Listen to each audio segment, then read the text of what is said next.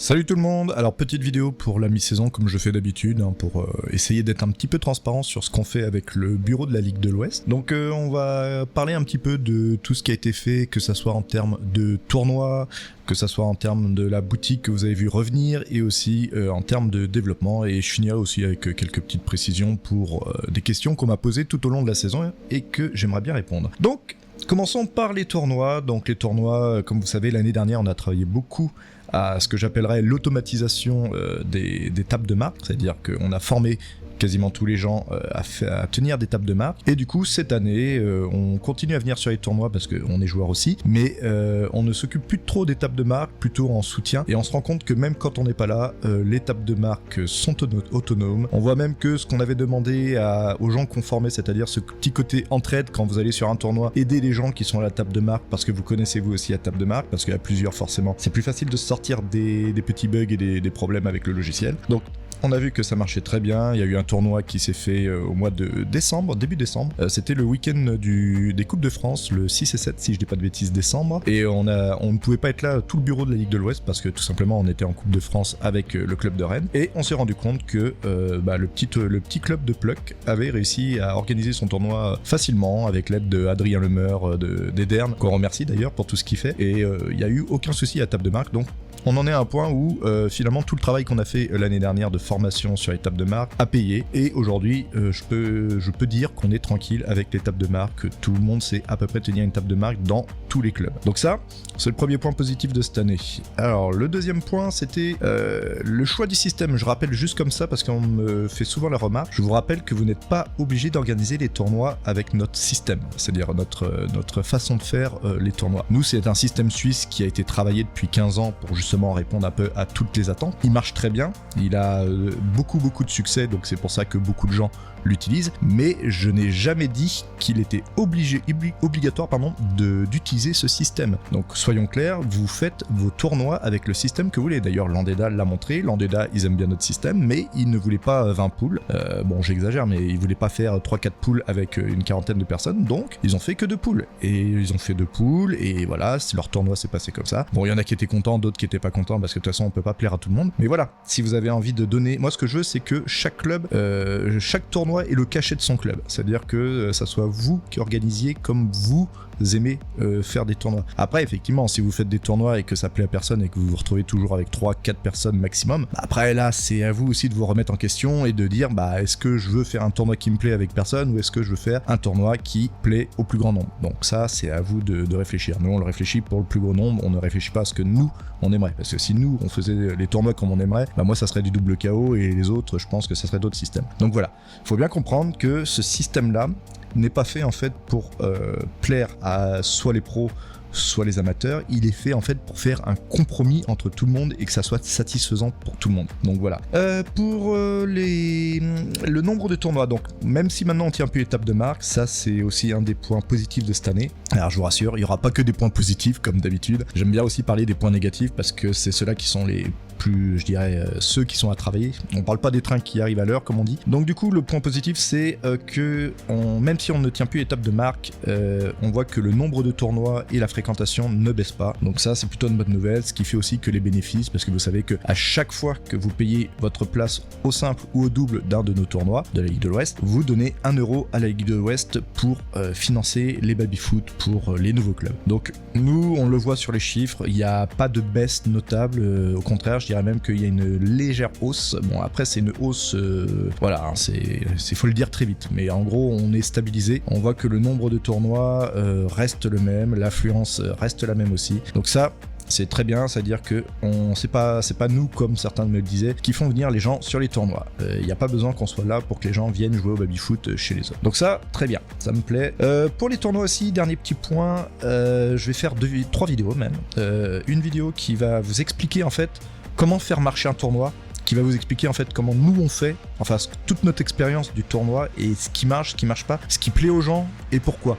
Donc ça sera beaucoup ce que je dirais une vidéo de théorie pour expliquer ce que nous on a remarqué et pourquoi par exemple les coupes c'est bien de les garder même si ça plaît pas aux pros, pourquoi ça c'est bien, pourquoi c'est si, voilà. Et toujours je fournirai toutes les explications, hein, je vous ferai pas il faut prendre des coupes parce que ça me plaît, non ça sera vraiment, je vais vous expliquer en fait pourquoi les coupes ça a un intérêt sur un tournoi. Donc ça je vais faire une petite vidéo à venir, je vais essayer de la faire dans le même temps que celle-là, je vous promets rien parce qu'il y a beaucoup de travail et j'en ferai 2 autres, plus des tutos pour faire des tournois avec Fast, donc le tournoi que nous on organise avec pour vous expliquer les pièges, ce qu'il faut pas faire, comment bien l'organiser, et un petit tournoi aussi avec un petit tournoi avec le système Monster Deep avec Kicker Tool, toujours pareil en vous expliquant en fait ce qu'il faut faire, ce qu'il faut pas faire, les différents types de Monster Deep. Voilà, comme ça quiconque, même si vous faites pas partie de la Ligue de l'Ouest, si vous regardez ces vidéos là, vous pourrez organiser des tournois. Donc voilà, ça c'était la partie tournoi. Maintenant on va passer à la partie de la boutique. Alors comme vous l'avez vu, la boutique est revenue et la boutique elle est pleine, il y a plein d'ectélons, il y a plein de poignées, il y a plein de balles et il y a bientôt les rampes LED, donc du coup vous avez bien vu que effectivement on avait ça faisait un moment qu'on me demandait est-ce que tu vends, maintenant on vend tout, donc vous pouvez plus me venir sur les tournois en me disant ça serait bien qu'on puisse acheter. Là vous avez tout ce qu'il faut. La boutique, pourquoi on l'a relancée? Tout simplement parce que vous savez que la Ligue de l'Ouest est faite pour le développement des nouveaux clubs. Sauf que problème, le développement des nouveaux clubs passe par l'argent. Et l'argent, malheureusement, on est à bout de tout ce qu'on a récolté dans les débuts. Donc du coup, maintenant, comme tout le monde s'est serré la ceinture, et bah du coup, c'est à la Ligue de l'Ouest de reprendre de la suite. Comme vous savez, on a beaucoup de demandes, beaucoup de possibilités de création de clubs. Et on ne peut pas en fait satisfaire tout le monde parce que tout simplement, il faut des baby-foot. Et vous savez qu'un baby-foot, c'est 2800 €. Donc du coup, il faut de l'argent. Alors, c'est pour ça qu'on a relancé la boutique, donc à savoir, donc ça il faut que je le précise parce que pour une question de transparence, on a acheté pour à peu près, je crois qu'on avait 2000 € de grip, 1000 € de poignée, 600 € de balles et on a encore 600 € de rampe LED. À savoir que tout l'argent de toute la boutique, parce que vous allez me dire comment ça se fait que tu mets autant d'argent avec la Ligue de l'Ouest dans une boutique alors qu'il y a des clubs qui attendent des baby-foot, parce que tout simplement ce n'est pas l'argent de la Ligue de l'Ouest mais bien le mien perso que j'ai mis. Donc voilà, donc pas d'amalgame, j'avance tous les sous de la boutique, je prendrai 0 part sur les bénéfices parce que sinon ça serait du détournement d'argent, qu'on soit bien clair. Puis bon, ceux qui me connaissent savent que c'est pas le style de la maison, donc j'avance l'argent pour que la boutique se mette en place. Les bénéfices iront directement à la Ligue de l'Ouest. C'est le temps en fait qu'elle devienne autonome. Avec les bénéfices, on réinvestira dans l'achat du matériel jusqu'à ce que moi je me fasse rembourser de tout ce que j'ai avancé. Et une fois que tout sera remboursé, bah après ça sera la Ligue de l'Ouest qui fera marcher sa boutique de façon indépendante. Donc voilà pourquoi j'ai avancé, parce que tout simplement en fait vous voyez bien que c'est une somme, je crois qu'il y en a pour en tout, c'est 4000 €, un truc comme ça. Donc c'est dur même pour la Ligue de l'Ouest maintenant de mettre 4000 € directement dans une boutique pour toucher des bénéfices, surtout que les bénéfices que vous allez toucher c'est entre 20 et 30% de ce que vous vendez, donc vous n'allez pas toucher énorme en gros sur les 4000 €. En gros, si je dis pas de bêtises, il va y avoir à peine 1000 € qu'on va avoir en bénéfice. Donc voilà, qu'on soit bien clair, ça va prendre un peu de temps. Je pense que chaque année on va faire à peu près, on va vendre entre les 2 tiers et les 3 quarts de la boutique, donc ce qui veut dire que je pense qu'on va faire un petit entre 750 € et 1000 €, ce qui permettra avec l'argent qu'on récolte sur les tournois d'acheter un baby par an. Donc ça c'est plutôt une bonne nouvelle aussi, enfin on aurait aimé plus, mais bon, et on va se contenter de ce qu'il y a. Donc voilà, c'est l'argent, comme vous savez, c'est le nerf de la guerre. Donc ça, c'était la première précision. Le deuxième, c'est la boutique passe par le paiement internet. Donc comme vous avez vu, on marche avec le site Helloasso. Donc Helloasso, en fait, c'est gratuit pour toutes les associations. Donc comme vous avez vu, il marche par le don. Donc il vous propose toujours en fait à l'achat de verser une participation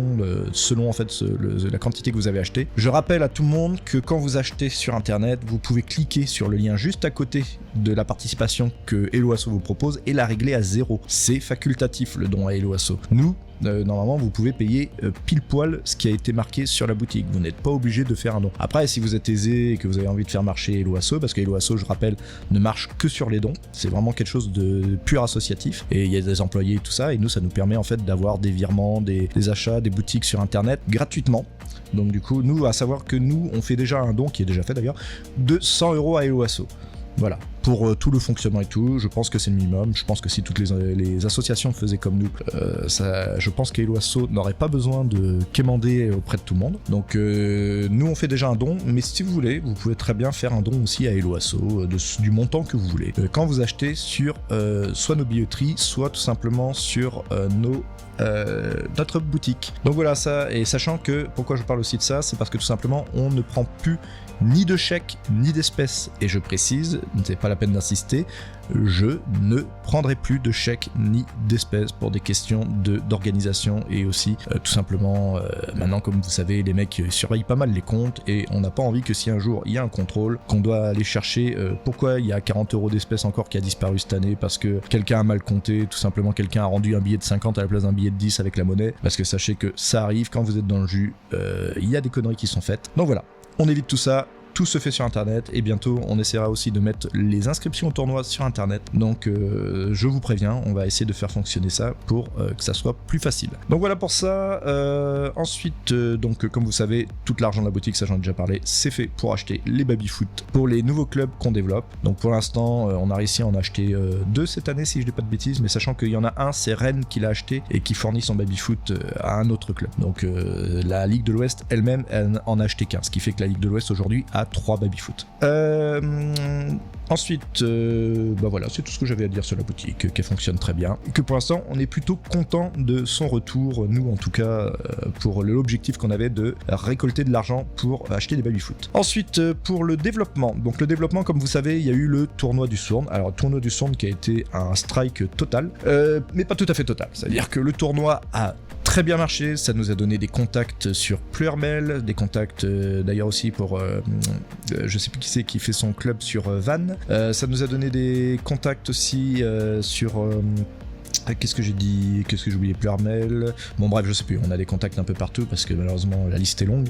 Donc ça nous a fait connaître aussi, donc ça c'est toujours pareil, parce que ce genre de tournoi en amateur c'est toujours le strike auprès des gens. Donc voilà, ça a très bien marché. Par contre, petit bémol, c'est qu'au Sourn il n'y aura pas de club. Alors je sais que ça se fera peut-être à 20 minutes du Sourn, mais c'est vrai que le Sourn en lui-même, les gens en fait ont... alors, ils voulaient faire un club, mais en fait ils voulaient pas faire un club. Donc voilà, donc en fait ils nous ont présenté que peut-être ils feraient un club pour aussi pouvoir organiser, enfin qu'on vienne organiser pour eux en même temps que le foot, pour faire de l'animation. Mais finalement derrière il n'y avait pas de réelle envie de créer un club, et du coup ils se sont un peu rétractés au dernier moment. Donc effectivement il y aura sûrement pas de club au Sourn, en tout cas pas immédiatement. Peut-être que plus tard, on sait jamais.